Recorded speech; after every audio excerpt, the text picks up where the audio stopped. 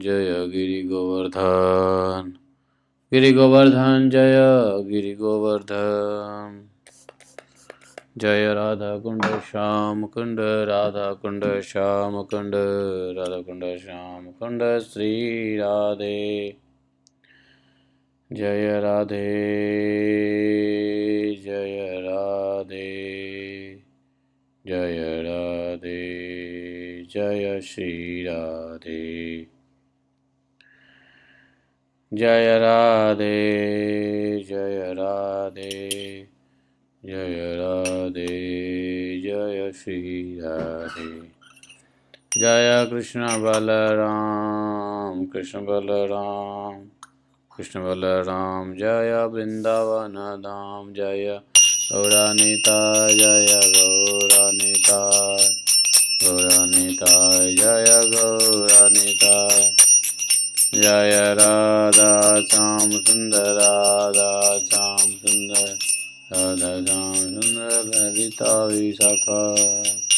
जय ललिता विशाखा जय राधे श्याम ललिता विशाखा जय राधे श्याम। जय प्रभुपद प्रभुपद प्रभुपद श्रीला गुरुदेव जय जय गुरुदेव गुरुदेव गुरुदेव जय जय गुरुदेव।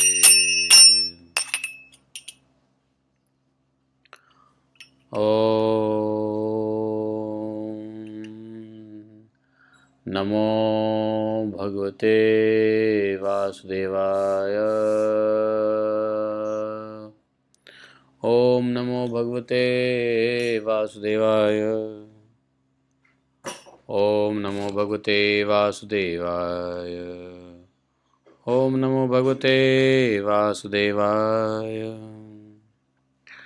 नारायणं नमस्कृत्यं नरं चैवं नरोत्तमं देवीं सरस्वतीं व्यासं ततो जयमुदीरये।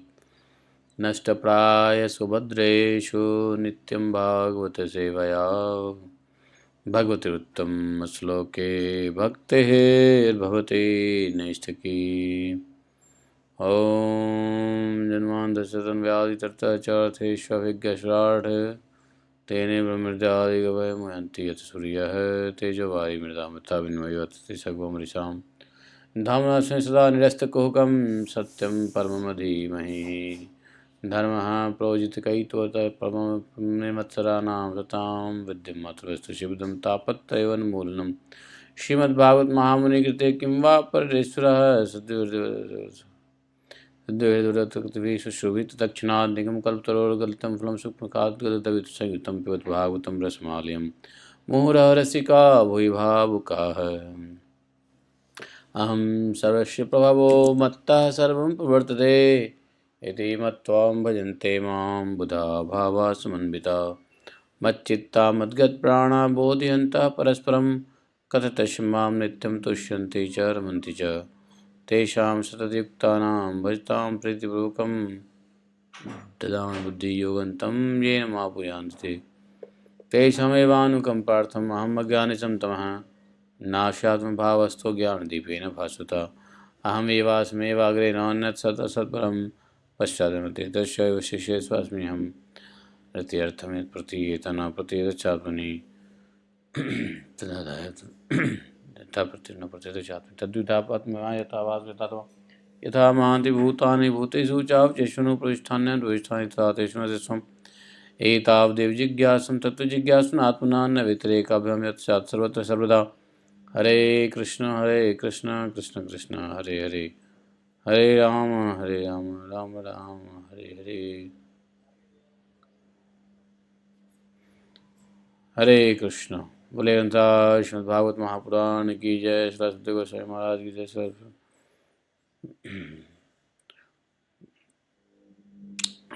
हरे कृष्ण। तो आवाज आ रही है? आज नहीं आ रही है। आवाज आ रही है? क्लियर है? ओके। तो आज दिन की तिथि से आज है अष्टमी 11 बजे तक, उसके बाद नवमी लग जाएगा, इसलिए कल ही अहो अष्टमी का स्नान हो गया। कल पूरी रात जगे रहे हम लोग और स्नान बड़ी मुश्किल से मिली, बहुत भयंकर भीड़। तो पढ़ते पढ़ते कहीं नींद आ जाए तो समझ जाना कि नींद आ ही गया है, लेकिन जितना हो सकता है कोशिश करते हैं, पढ़ेंगे तो ज़रूर। भागवतम पढ़ने के बाद नींद भी भाग जाती है। भागवत तो भगवान है और नींद तमोगुण माया है। तो जहाँ जहाँ कृष्ण वहाँ नहीं माया का अधिकार।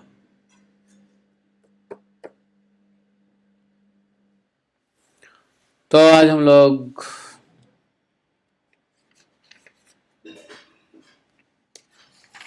नंद बाबा अध्याय संख्या 26 पढ़ेंगे।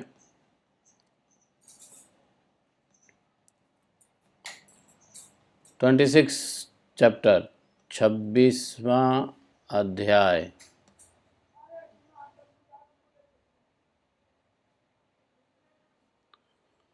श्री शुकवाच एवं विधानि कर्माणि गोपाः कृष्णस्य वीक्षते अतद्वीयविदः प्रोचुः संभृत्य सुविस्मिताः। बालकस्य यदेतानि कर्माण्य अत्युद्भवतानि वै कथम अर्हत्यसौ जन्म ग्रामे स्वा आत्मजुगुप्सितम्।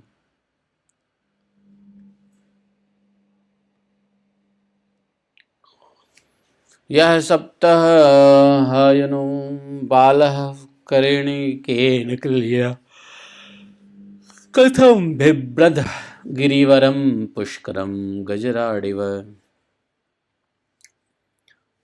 तोकेनामि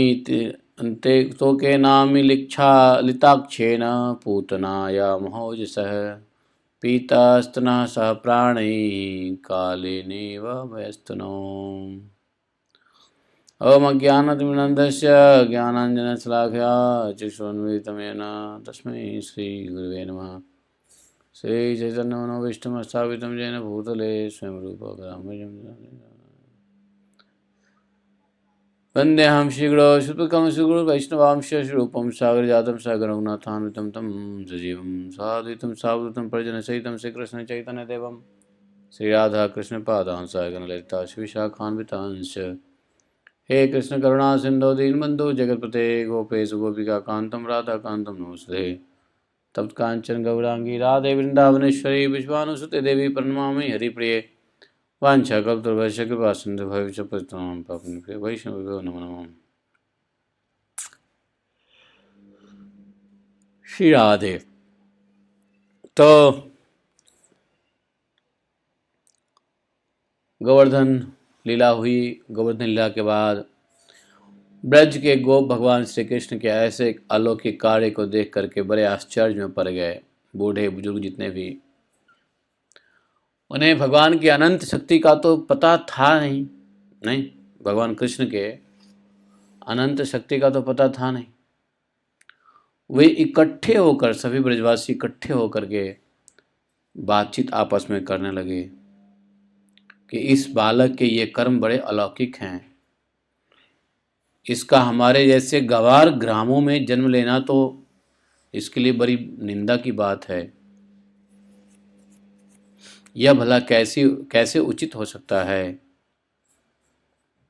जैसे गजराज बोले, जैसे गजराज कोई कमल उखाड़ कर उसे ऊपर उठा ले और धारण करे, वैसे ही इस नन्हे से 7 वर्ष के बालक ने एक ही हाथ में गिरिराज गोवर्धन को उठा लिया है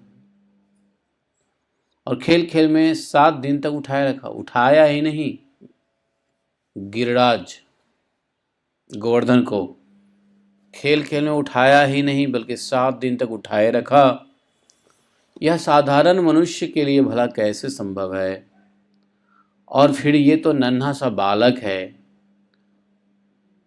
बड़ी भयंकर राक्षसी पूतना आई, इसने आंख बंद किए किए ही उसका स्तन तो पिया ही, प्राण भी पी डाला। जिस समय यह केवल 3 महीने का था और छकड़े के नीचे सो रहा था, उस समय रोते रोते इसने ऐसे पांव उछाले कि उसकी ठोकर से छकड़ा उलट गया। छोरो 3 महीना, उस समय तो 1 वर्ष का ही था जब दैत्य बवंडर के रूप में बैठे बैठे आकाश में उड़ाला गया था। आप सब जानते ही हो कि इसने उस तृणावर्त दैत्य को गला घोटकर मार डाला। उस दिन की बात भी तो आप सब जानते हो। माखन चोरी करने पर यशोदा रानी ने इसे ऊखल से बांध दिया था और घुटने के बल बकैया खींचते खींचते उन दोनों विशाल अर्जुन वृक्ष के बीचों बीच में निकल गया और उन्हें उखाड़ी डाला। जब यह ग्वाल बाल बलराम जी के साथ बच्चे चराने गए, वन में गए हुए, उस समय इस सबको मार डालने के लिए एक दैत्य बगुले के रूप में आया, इसने उसको ही मार डाला। जिस समय इसको मार डालने की इच्छा से एक दैत्य बछड़े के रूप में आया, वत्सासुर बछड़ों के झुंड में घुस गया, उस समय इसने उस दैत्य को पहचान करके खेल ही खेल में मार डाला और उसे कैथ पेड़ पर टांग दिया, लटका दिया।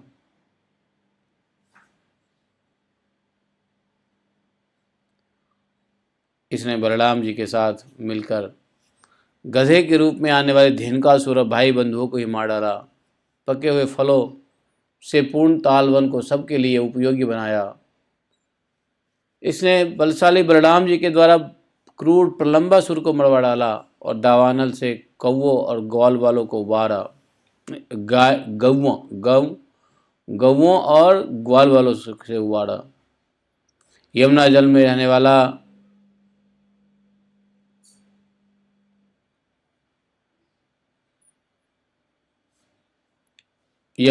रहने वाला कालियानाग कितना विषैला था, परंतु इसने उसको भी मान मर्दन करके बलपूर्वक देह से निकाल दिया।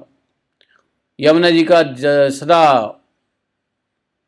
यमुना के लिए विसर्जित हो गई, अमृत बना दिया।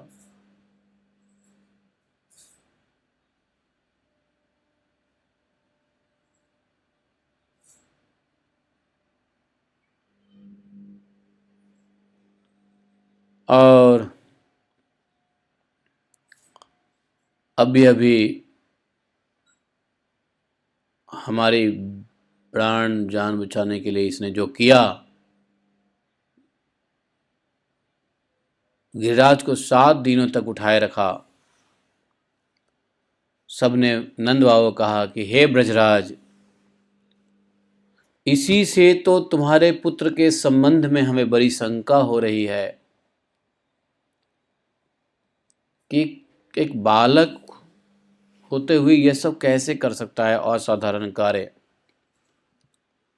नंद बाबा ने पहली बार शायद गोपियों को कहा है कि गोपों, तुम लोग सावधान हो के मेरी बात सुनो। मेरे बालक के विषय में तुम्हारी शंका दूर हो जाए, इसलिए मैं बताता हूं।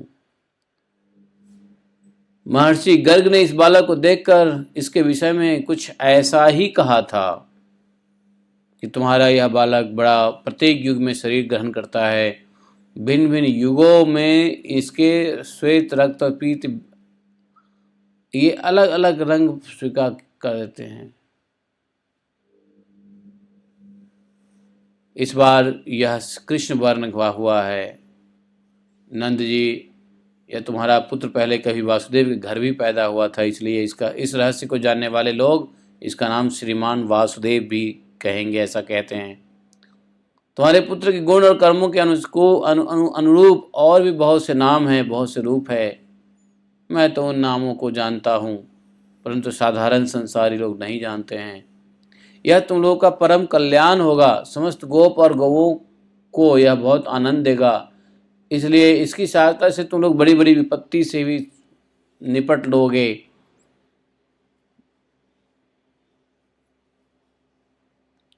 सबने पूछा, ब्रजराज, पहले के एक बार पृथ्वी में कोई राजा नहीं रह गया था पहले,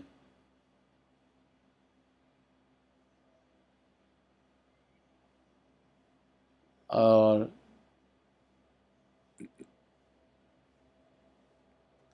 इस प्रकार से नंद बाबा ने कहा कि गर्गाचार्य ने पहले ही बता दिया था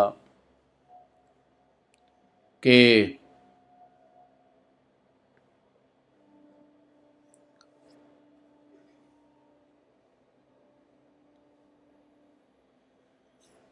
नंद बाबा को कहा गांव वालों ने, जो तुम्हारे इस सांवले शिशु से प्रेम करते हैं, नहीं वो अभी उन्हीं की बात चल रही है, गर्गाचार्य जी कह रहे हैं, जो इस सांवले शिशु से प्रेम करते हैं वे बड़े भाग्यवान है। जैसे विष्णु भगवान के कर कमलों की छत्रछाया में रहने वाले देवताओं को असुर नहीं जी सकता,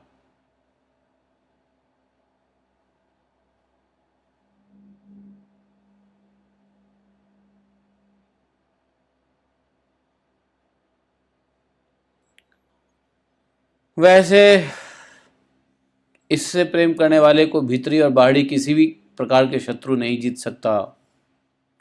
गर्गाचार्य ने ये भी कहा है, चाहे जिस दृष्टि से देखें, गुण से, ऐश्वर्य से, सौंदर्य से, कीर्ति से और प्रभाव से तुम्हारा बालक स्वयं भगवान नारायण के ही समान है। अतः इस बालक के अलौकिक कार्य को देखकर आश्चर्य मन नहीं करना। गोपों, मुझे स्वयं गर्गाचार्य जी ने ऐसा आदेश दिया है। और फिर अपने अपने देश को लौटे हैं।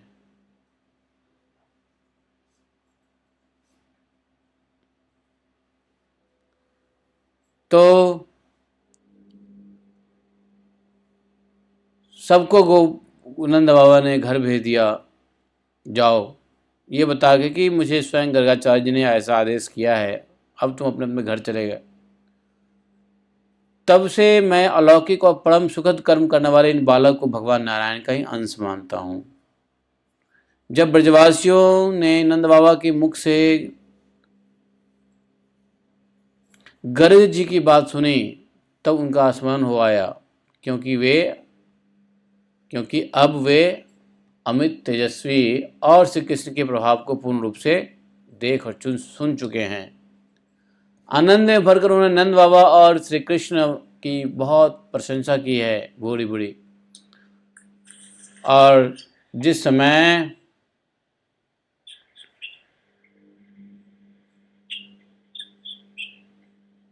किसका म्यूट नहीं है भाई?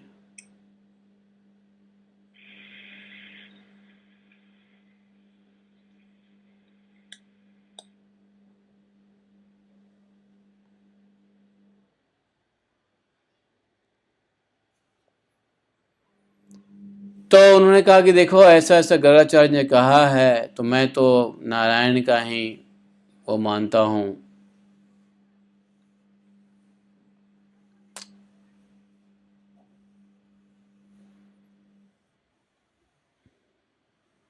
यहाँ फिर से नई लीला किए है, जहाँ पर खेल खेल में बरसाती छत्ते का पुष्प उखाड़ ले, वैसे ही एक हाथ से गिरिराज गोवर्धन को उखाड़ कर धारण कर लिया।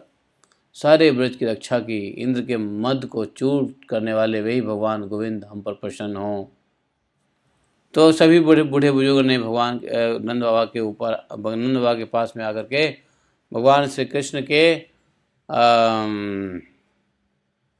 इस प्रकार के असमय, वो तो असमय क्या, कोई व्यक्ति चाहे किसी भी उम्र में गोवर्धन पर्वत तो नहीं उठा सकता।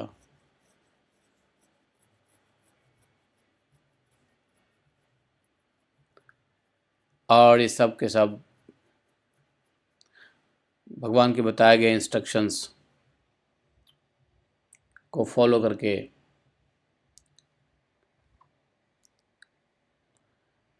सभी ब्रजवासी ने ये सब विचार तो किया ही है, लेकिन ब्रजवासियों के विचार शंका को समाधान नंद बाबा ने किया गर्गाचार्य जी के उपदेश सुना करके। उसके बाद इधर भगवान श्री कृष्ण के अभिषेक की तैयारी होगी।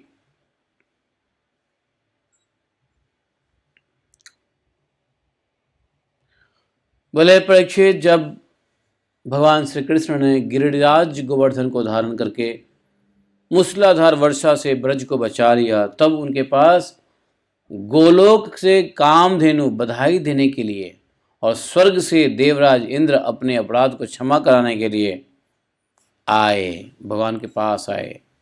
इंद्र अकेले नहीं गए, गायों को लेके गए। भगवान का तिरस्कार करने के कारण इंद्र बहुत ही लज्जित था, इसलिए उनने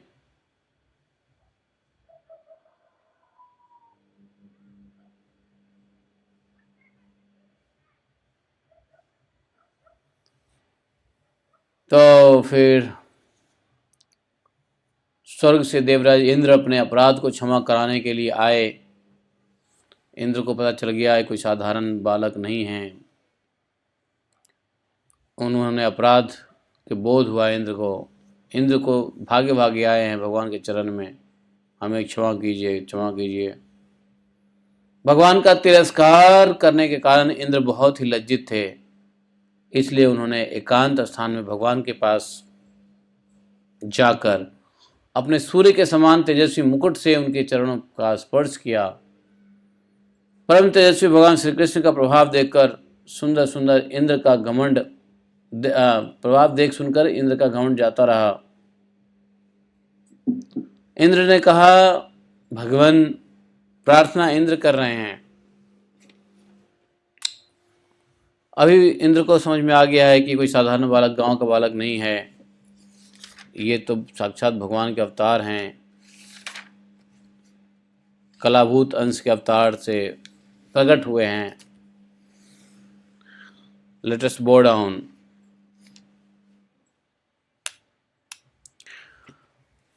यहाँ इंद्र ने बहुत अच्छा बात भगवान को कहा है। विशोदसात्वं तव धाम शांतम तपोमयं ध्यस्तरसमस्कं मायामयोऽयं गुणसंप्रवाहो न विद्यते ते अग्रहणानुनम् कुतो नु तद्दे तवैष तत्कृता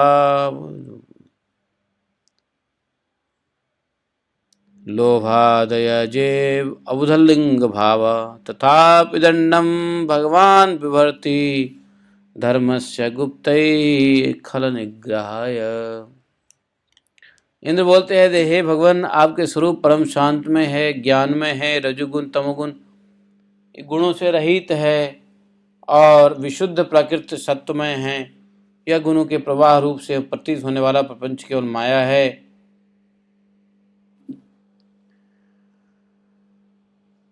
तो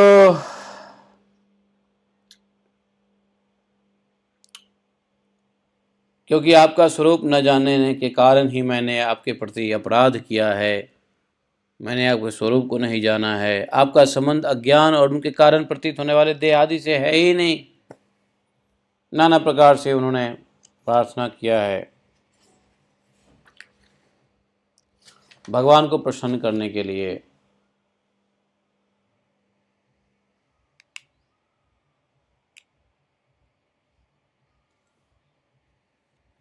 इन्होंने स्वीकार भी किया है अपनी गलती को कि मैं कितना अहंकारी हो गया था, घमंडी हो गया था। कहा, हे भगवान, मेरे में अभिमान का अंत नहीं है और मेरा क्रोध भी बहुत ही तीव्र है, मेरे बस के बाहर हो जाता है क्रोध। अब मैं देखा यदि यज्ञ तो नष्ट कर दिया गया, तब मैंने मूसलाधार वर्षा और आंधी के द्वारा सारे ब्रज को नष्ट कर देना चाहा, परंतु हे प्रभु, आपने मुझ पर अनुग्रह ही किया है। मेरी इस ब्रज को नष्ट करने का प्रयास जो था, मेरे घमंड की जड़ उखड़ गई है। आप मेरे स्वामी हैं, मैं आपके गुरु।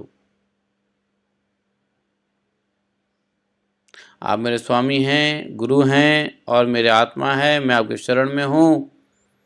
जब देवराज इंद्र ने भगवान को इस प्रकार से स्तुति किया, तब उन्होंने हंसते हुए मेघ के समान गंभीर वाणी से इंद्र को संबोधन किया। गंभीर वाणी, अच्छा भगवान जहाँ बोलते हैं गंभीरता से बोलते हैं। भगवान ने कहा, मया ते कारी मघवन मकभंगो अनुगृहता मावैश्वर्य श्रीमदान्धो दंडपाणि।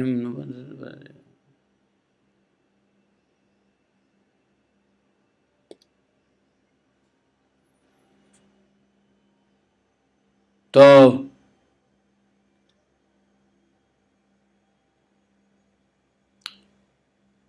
इंद्र ने प्रार्थना किया है तो भगवान ने कहा, देखो इंद्र, तुम धन संपत्ति के चक्कर में ऐश्वर्य में मतवाले हो रहे थे,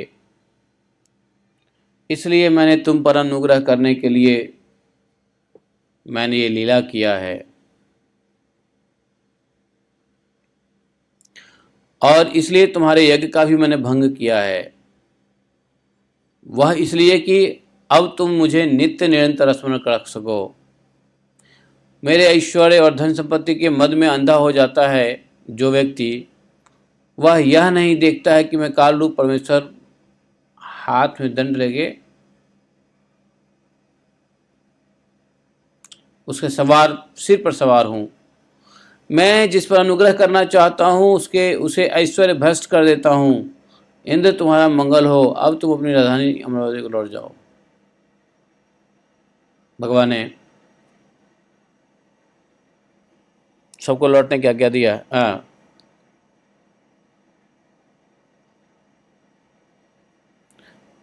और भगवान ने कहा, देखो अब कभी तुम घमंड मत करना, नित्य निरंतर मेरी सन्निधि का, मेरे संयोग का अनुभव करते रहना और अपने अधिकार के अनुसार उचित रीति से मर्यादा का पालन करना। भगवान इस प्रकार आज्ञा दे ही रहे थे कि कामधेनु अपनी संतान के साथ गोप वेशधारी परमेश्वर श्री कृष्ण की वंदना की और उनको संबोधित किया। कामधेनु ने प्रार्थना किया है, सूर्यभिवाच कृष्ण कृष्ण महायोगिन विश्वात्मान विश्वशंभवा भवता लोकनाथेन सनाथ वयमुच्चित तम न परकमकं दैवं तम न इंद्रो जगतपते भवाय भवगो विप्रदेवानां ये च साधव। कामधेनु कहा, हे कृष्ण, आप महायोगी योगेश्वर हैं, आप स्वयं विश्व के परम कारण हैं, अच्युत हैं, संपूर्ण विश्व के स्वामी। आपको अपने रक्षक के रूप में प्राप्त कर हम सनाथ हो गए हैं। आप जगत के स्वामी हैं, परंतु हमारे तो परम पूजनीय आराध्य देव ही हो। इसलिए हे प्रभु, इस त्रिलोकी के इंद्र पर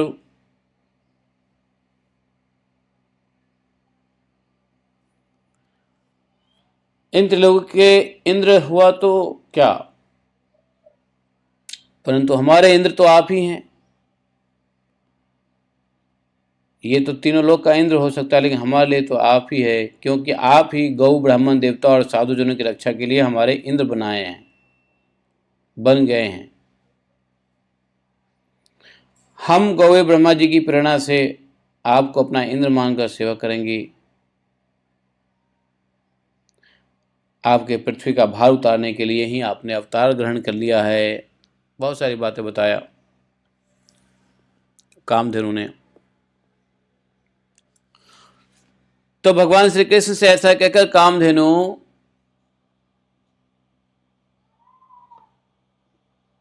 भगवान कृष्ण से ऐसी बात कह करके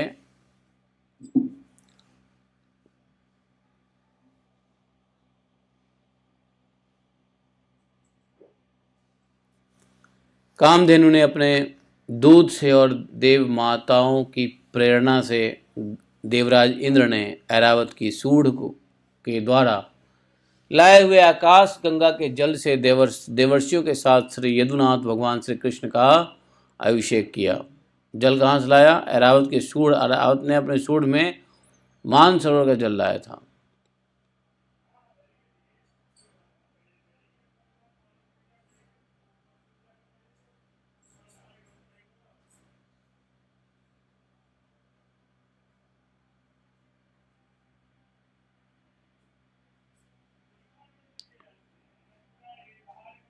तो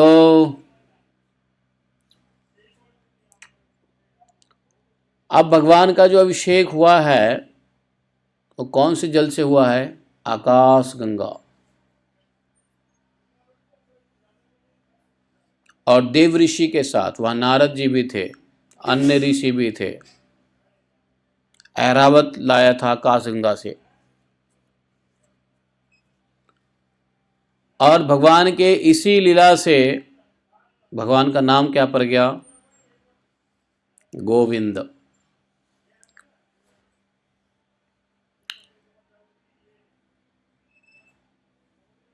तो कामधेनु तो दूध दिया, और देव माताओं की प्रेरणा से इंद्र की ऐरावत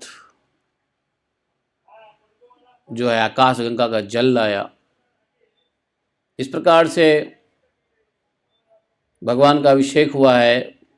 गिरिराज जी में वो जगह है गोविंद कुंड, आज भी जाओगे। गोविंद कुंड की खास विशेषता पता है क्या है?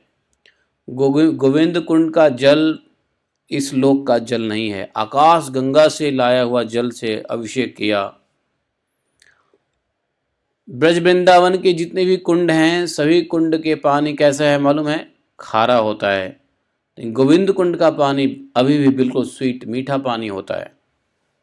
पहले बहुत सारे साधु गोविंद कुंड के चारों तरफ रहते थे और गोविंद कुंड का ही जल पीते थे। रोटी चाहे कहीं का बना के खाएं, मधुकरी करें, जल गोविंद कुंड का ही पी के भजन करके वो। इसी गोविंद कुंड के ऊपर हमारे जो भक्तिलता बीज के प्रथम अंकुरित गोस्वामी माधवेंद्रपुरी महाराज का भी भजन कुटीर था। गोविंद कुंड पे ही उन्होंने भजन कुटीर बना के भजन किया, गोविंद कुंड के जल पी करके। तो ये विशेष है गोविंद कुंड में। गोविंद कुंड में खूब बढ़िया स्नान होता है। वहाँ का आचमन भी, जल बिल्कुल खाड़ा नहीं है, वहाँ मीठा जल है। तो इस प्रकार से गोविंद कुंड में भगवान के अभिषेक कराए गए। समझे?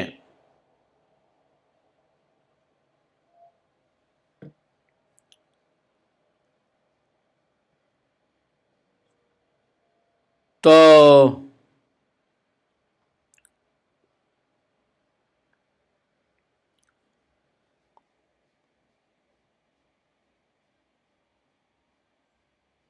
वहाँ पे इस फंक्शन में आए हुए मुख्य देवता भी भगवान की स्तुति किए।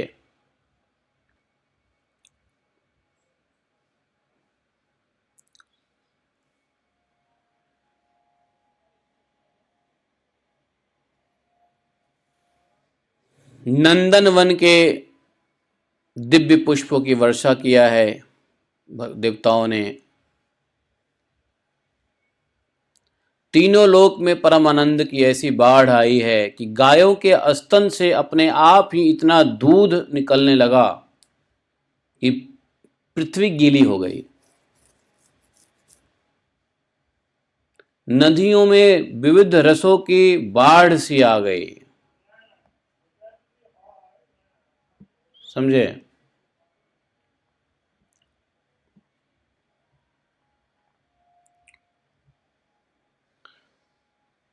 वृक्षों से मधुधारा बहने लगी।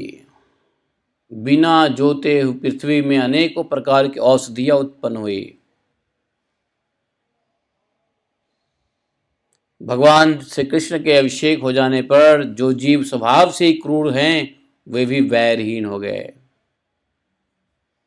उनमें परस्पर मित्रता हो गया। इस प्रकार से इंद्र ने गौ और गोकुल के स्वामी गोविंद का अभिषेक किया और उनसे अनुमति लेकर के देवता गंधर्व आदि के साथ स्वर्ग की यात्रा की।